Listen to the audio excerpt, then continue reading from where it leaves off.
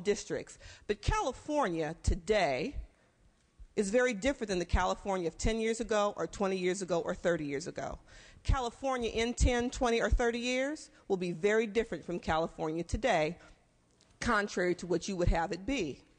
So let's talk about it in the concept of sheer economics and what kind of workforce we should be in the position of preparing so California can continue to be the future leader, the innovator that we all here were elected to help it become and continue to be.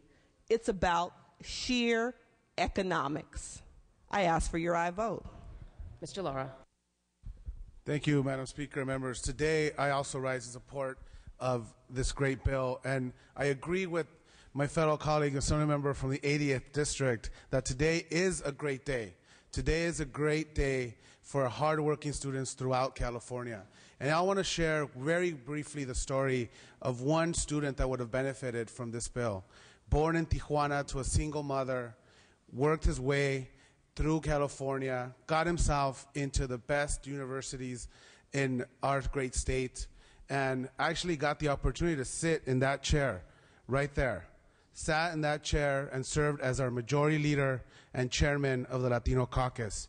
And I would be remiss if today, when we are in the midst of sending this important bill to our governor, that we don't acknowledge our former colleague and my former boss, Assemblymember Marco Antonio Firebaugh, who today is in heaven cheering us on and congratulating Senator Cedillo and those thousands of AB 540 students throughout the state that worked so hard to get us to this moment here today, to send this important piece of legislation to the governor and finally stop treating them like second-class citizens. I respectfully ask for your aye vote in this important measure.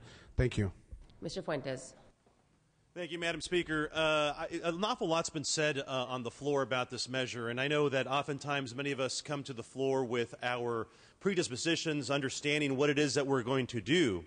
But an awful lot has been said about the economics, about the taxpayer dollar, the value that this would have as a policy going forward to offer undocumented students the ability to have tuition at California colleges and that financial aid associated with the experience in school.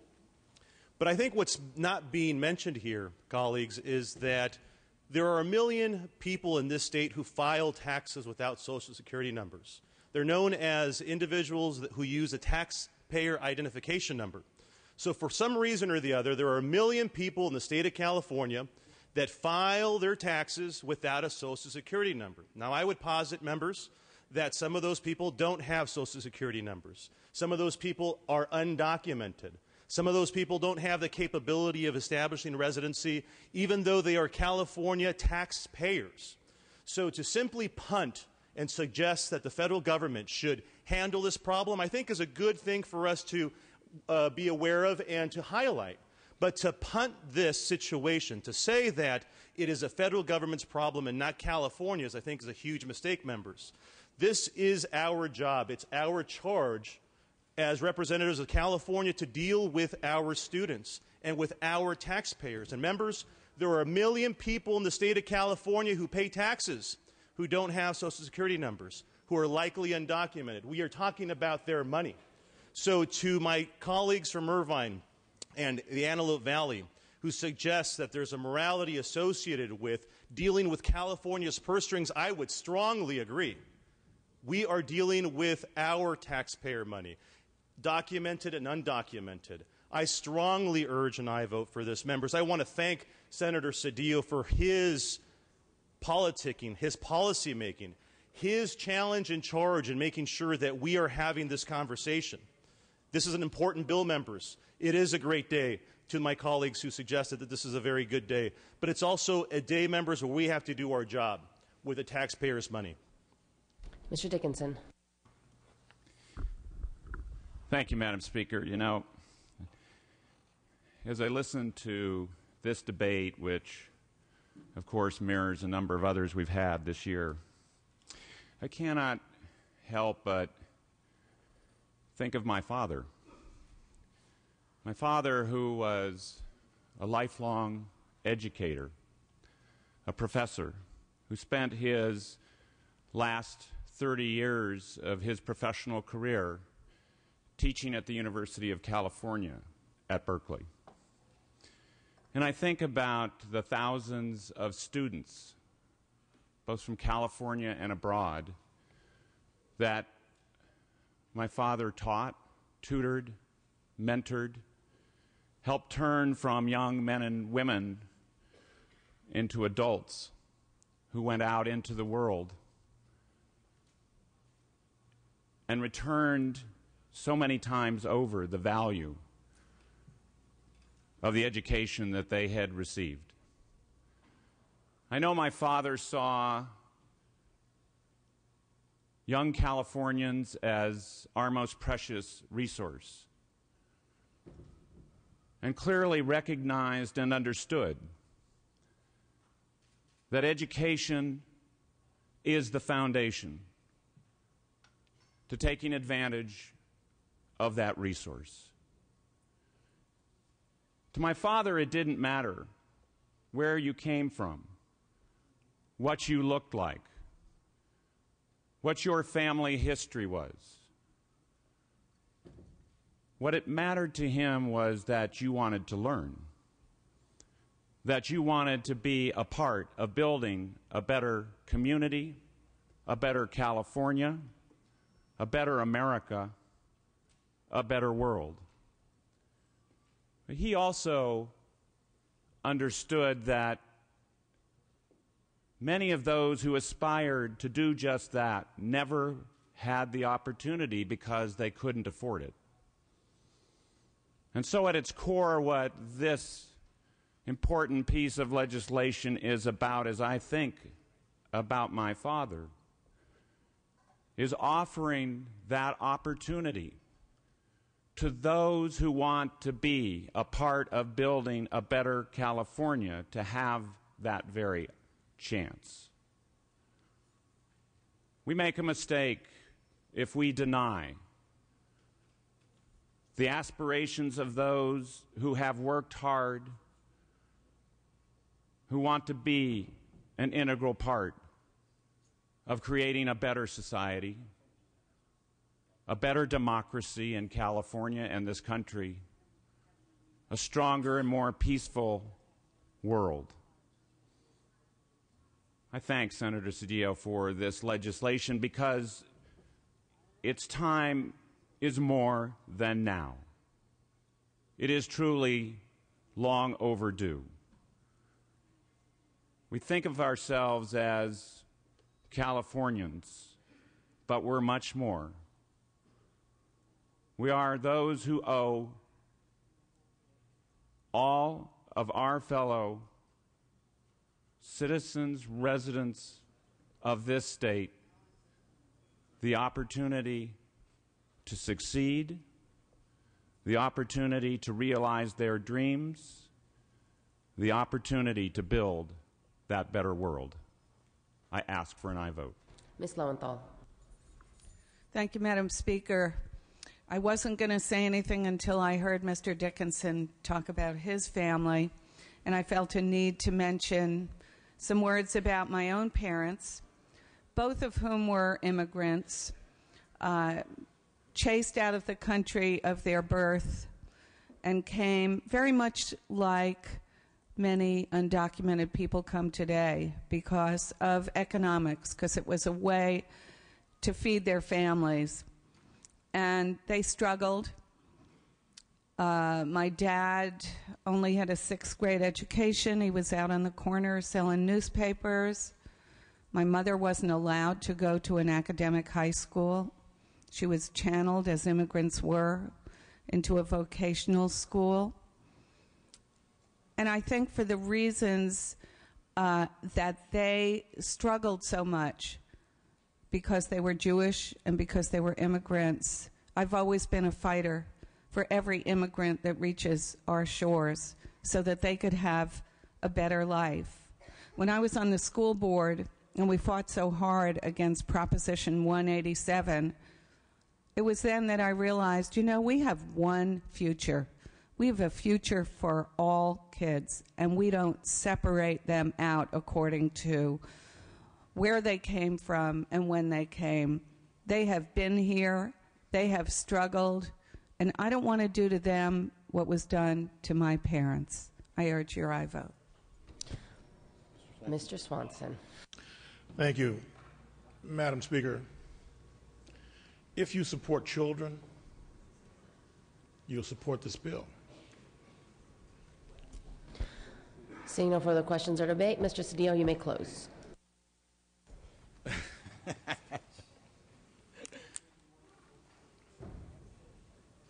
Members, I thank you for the comedy, for the debate that we've had in this floor throughout this year. We have conducted ourselves with dignity and with respect for this very august body. I appreciate the rigor of the debate. I know that those who oppose me are very sincere in their beliefs and very passionate. That is evident, and I respect those differences as I respect you. But we do disagree. There are things, though, that we do agree upon. One, we agree that our immigration system is broken. One, we agree that it should be fixed. We talked about this today, had 9/11 not occurred, I believe President Bush, with his leadership in a bipartisan manner, would have accomplished that goal. That is one of the changes of 9/11 that we are unaware of. And we know that President Obama, at the beginning of his term, could have resolved this matter and should have resolved this matter. No one on this floor is for illegal immigration. No one. We are all for legal immigration. Let's be very clear about that. But our federal government has failed us. And so the question before us is, how do we move forward?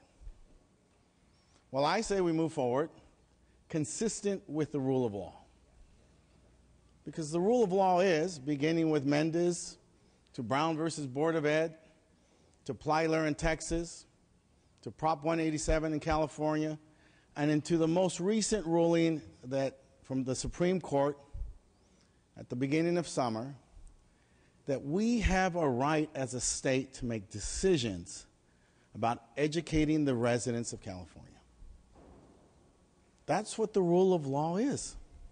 That in the area of education, a student is a student is a student. That is the ruling of the Supreme Court. It is the rule of law. And so what's before us now is, how do we move forward?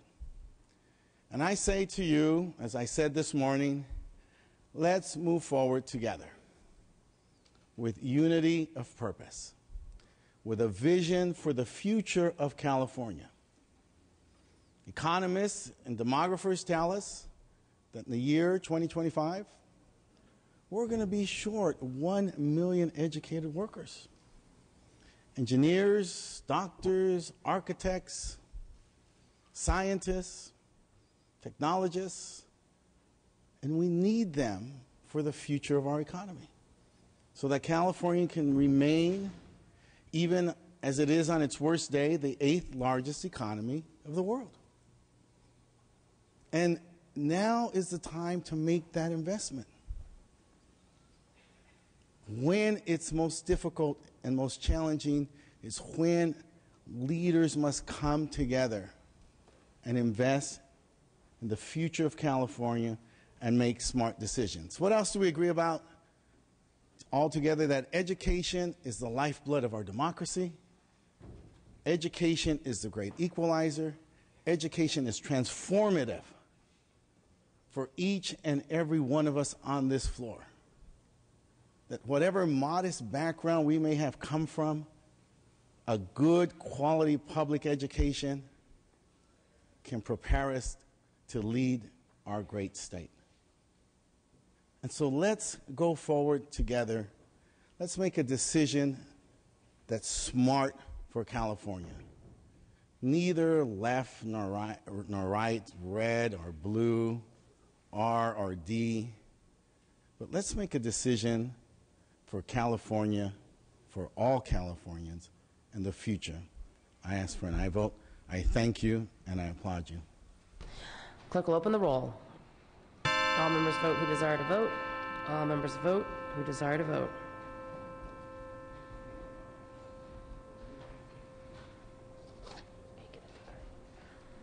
Clerk will close the roll. Tally the votes. Ayes 45, noes 27.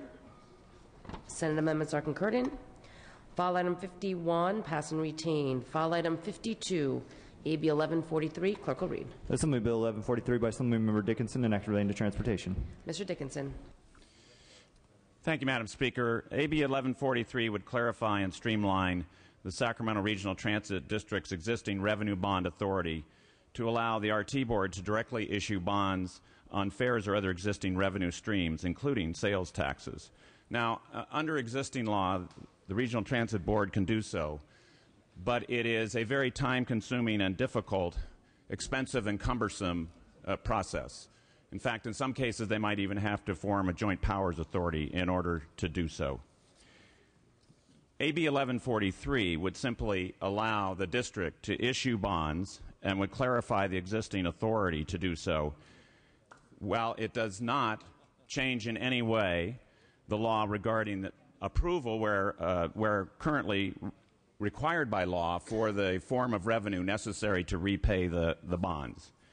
In fact, what Regional Transit would do here is simply get authority that would be consistent with that which already exists for numerous transit agencies across the state, including Fresno, Los Angeles, Orange County, Riverside County, San Bernardino County, Yolo County, Santa Clara, Sonoma Marin, San Diego, and a host of others. This legislation is necessary to allow Regional Transit to be able to finance potential extensions of its light rail system, and I would ask for an aye vote. Seeing no further questions or debate, clerk will open the roll. All members vote who desire to vote. All members vote who desire to vote.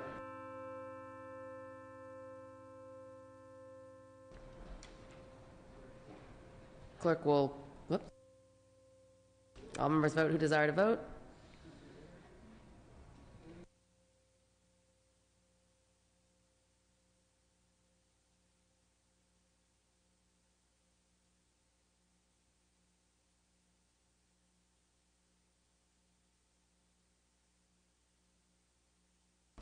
Clerk will close the roll, tally the votes. Ayes 42, noes 24. Senate amendments are concurred in. Okay, we've got 3 more items. Members, okay, I've got a couple of announcements. I request unanimous consent to suspend Joint Rule 62. The fall notice requirements to allow Labor Committee to meet and to hear SB 126 Steinberg on Tuesday, September 6th upon call of the chair in a room to be announced. Without objection?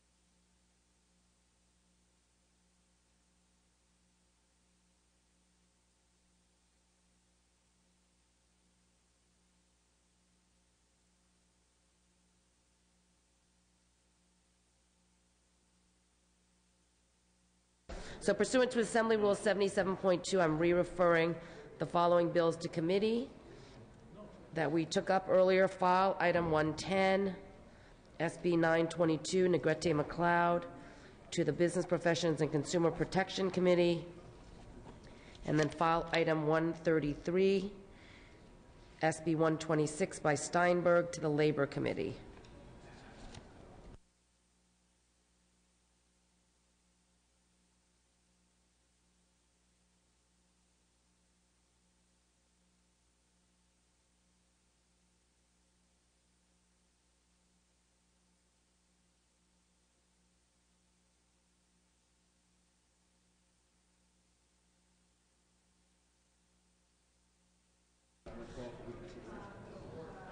Without objection, can we return to file item 112, SB 263 on the amendments? It's on the reconsideration list. There's amendments pending.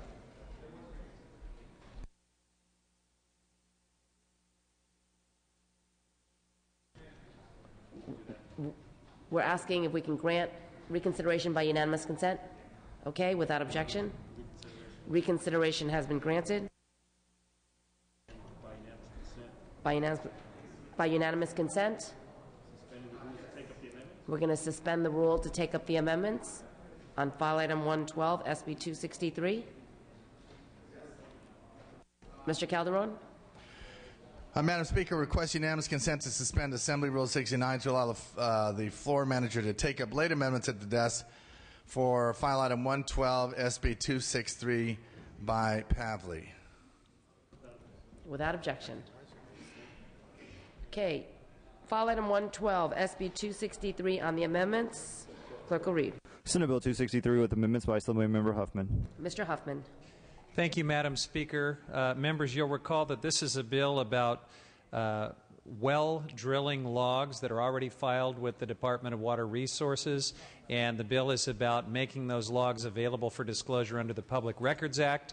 The bill came up short a few days ago because there were concerns about security issues, and so these amendments address those concerns by restricting the class of persons that would be able to even file a Public Records Act request and have access to this information.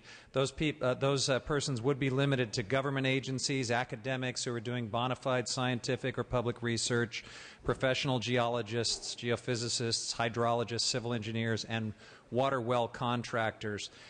These amendments do remove all opposition to the bill, and they do allow us to have all of the public benefits of making this information more broadly available for those who will help us better understand and manage groundwater without any of the security concerns that have been raised. So I respectfully request an aye vote. Seeing no further questions or debate, and without objection, we can take a voice vote on these amendments. All those in favor say aye.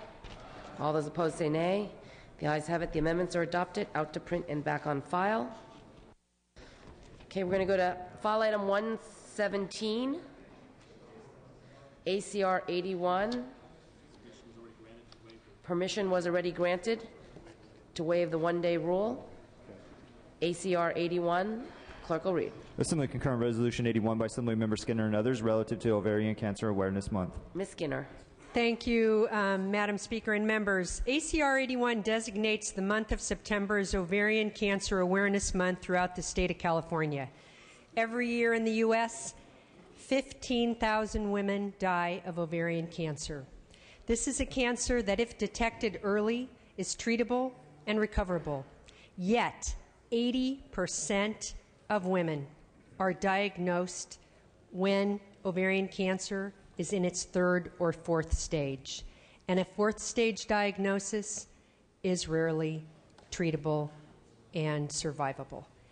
I lost my first sibling, my sister Carolyn, this year to this disease. My sister was a woman that was with medical knowledge. She is a veterinarian. She went to the doctor for 6 months with different complaints, but was never diagnosed with ovarian cancer until it was in its fourth stage. This is something that, if our medical professionals, our women in our families were more aware of, then we would get the treatment that we needed, we would get the detection that was needed, and we could reduce the deaths in this disease. I respectfully ask for your aye vote. Mr. Hagman? Hi, thank you, Madam Speaker. I just want to let you know, for our members, we have a WARF analysis on the desk. We do support this measure, and respectfully ask for your aye vote as well. Ms. Skinner? First roll call should be for co-authors. Okay, Ms. Skinner is asking for the first roll to be open for co-authors. Co-authors, members, clerk will open the roll. All members vote who desire to vote. All members vote who desire to vote. This is for co-authors.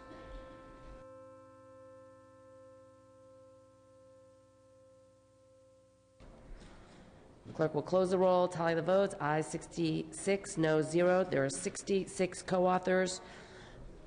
We can take a voice vote on this item. All those in favor say aye. All those opposed say nay. The ayes have it. The measure is adopted.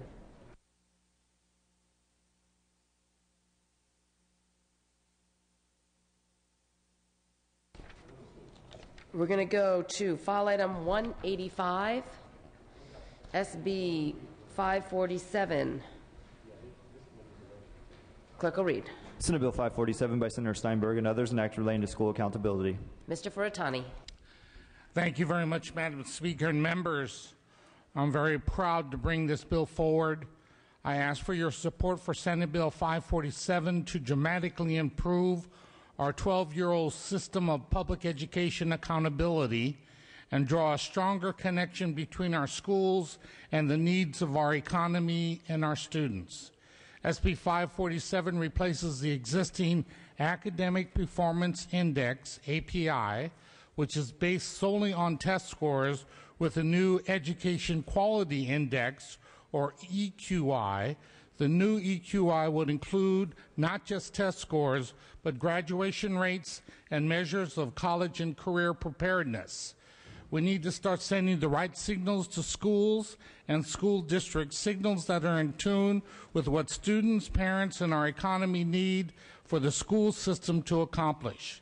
Just last week, the Los Angeles Times called the EQI a national model. SB 547 is supported by groups as diverse as the California Manufacturing Association, the Building Trades, the LA Chamber of Commerce, the California School Boards Association, and EdVoice. This change is long overdue. I ask for your aye vote. Seeing no further questions or debate, clerk will open the roll. All members vote who desire to vote. All members vote who desire to vote.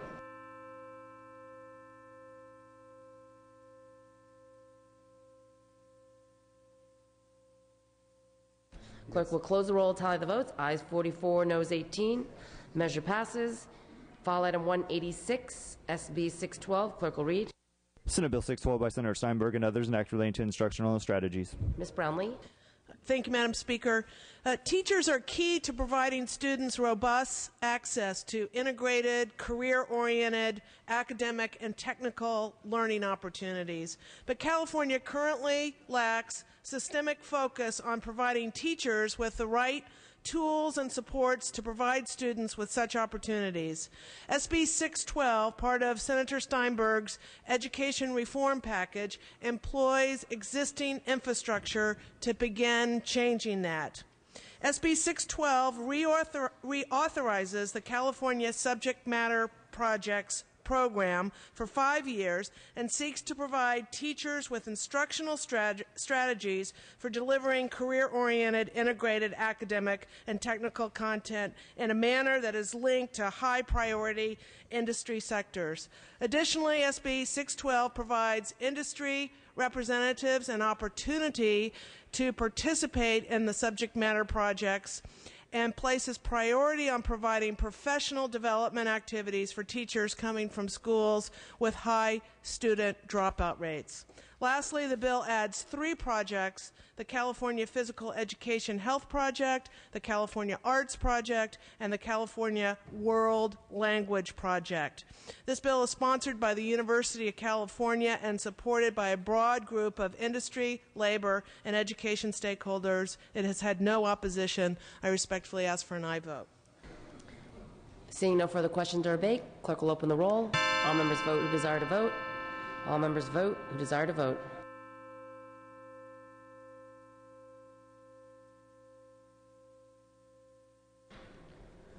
Clerk will close the roll, tally the votes. Ayes 44, noes 25. Measure passes. Okay, at the request of the author, please return file item 7, AB 89 Hill, to the Senate for further action.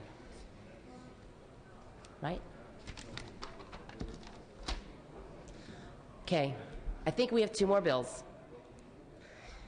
File item 8, AB 129, clerk will read. Assembly Bill 129 by Assemblymember Bell, an act relating to local government. Mr. Bell. Thank you, Madam Speaker and members. AB 129, it allows local government, after notice and a public hearing, to pay unpaid administrative fines for property code violations and a special assessment against the property. This bill was amended on the Senate floor at the request of the governor to add the following. A sunset date of January 1st, 2020 has been added. The bill is much narrower in scope. Only public health and safety ordinance violations can be assessed. And AB 129 now has notice requirements to protect the homeowner's due process rights. Now, because of these amendments, Caltax has withdrawn their opposition to this bill, and I respectfully ask your aye vote in concurrence in these Senate amendments. Seeing no further questions or debate, clerk will open the roll. All members vote who desire to vote. All members vote who desire to vote.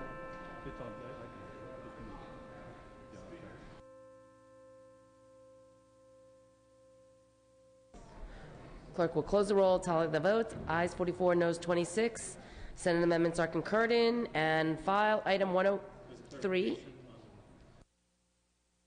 File item 103, AB 1298. Mr. Bloom, clerk will read. Assembly Bill 1298 by Assemblymember Blumenfield, an act relating to vehicles. Mr. Blumenfield.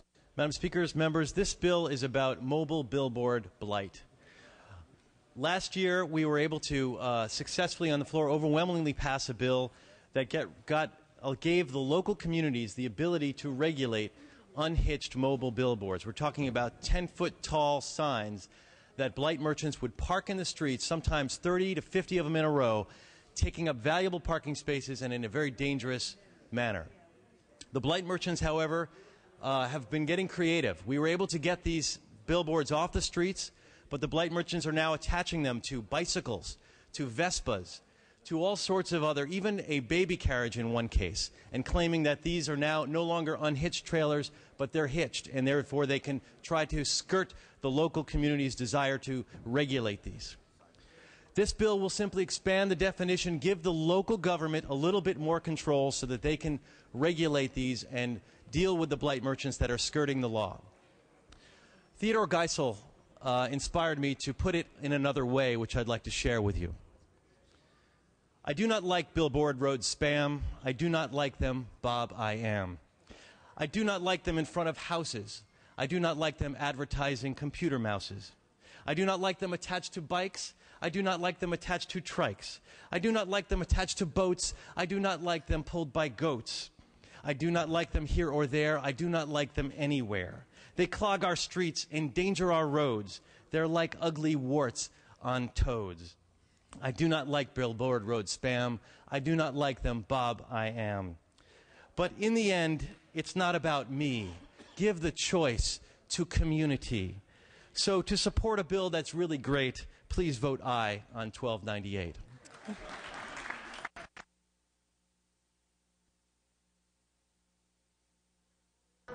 Point of order, Mr. Calderon. I'd like to instruct the authors to please stick to the issues in the bill and leave the rhymes at home with their children.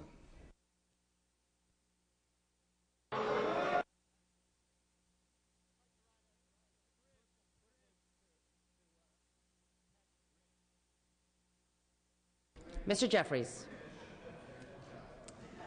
I was actually going to rise in support of the bill till that was read, but Despite the author's readings, I do rise in support. Had previously opposed the bill.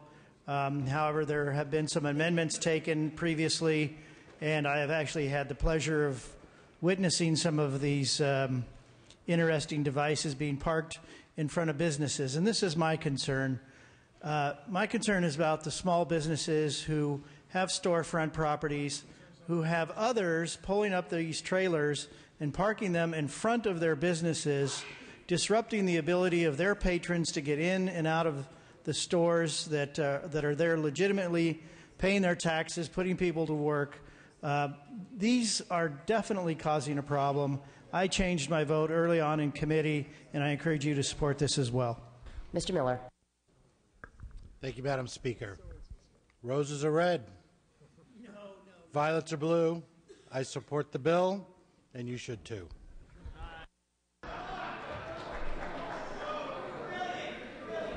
Okay. Seeing no further questions or debate, clerk will open the roll. All members vote who desire to vote. All members vote who desire to vote.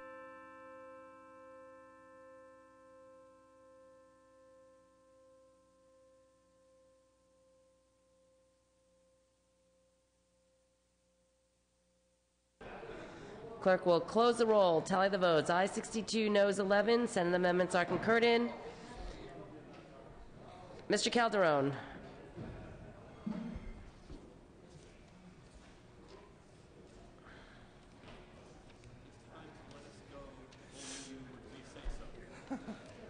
Okay.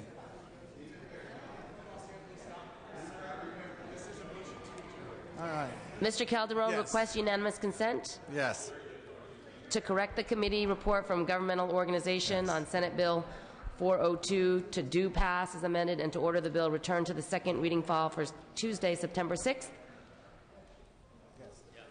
And there was a man from Nantucket. Okay, there is a clarification on file item 147, SB 617 Calderon. Pursuant to Assembly Rules 77.2, I am...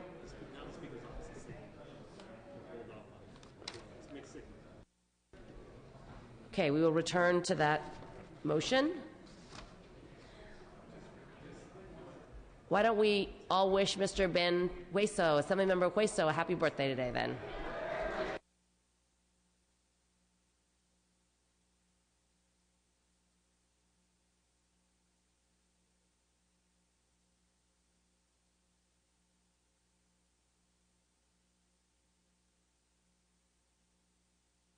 Oh, Mr. Logue's birthday as well.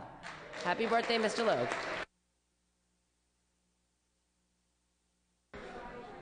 Okay, there's clarification on Senate Bill SB 16, file item 147.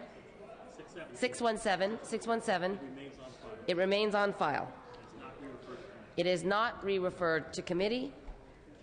Okay, Tuesday, September 16th is the last day to receive a conference report at the Senate or Assembly desk.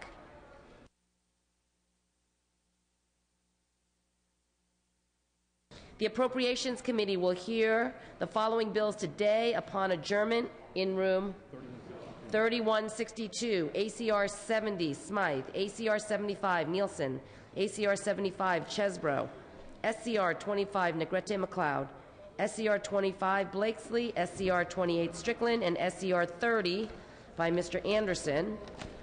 The session schedule is as follows. Monday, September 5th is a holiday for Labor Day. Tuesday, September 6th, floor session at 12 noon. Wednesday, September 7th, floor session at 9 a.m. Thursday, September 8th, floor session at 9 a.m. Friday, September 9th, floor session at 9 a.m. All other items remaining will be passed and retained. All motions shall be continued. Ready to entertain a motion to adjourn. Mr. Gatto moves. Mr. Hagman seconds. That this House stands adjourned until Tuesday, September 6th at 12 noon. Quorum calls lifted.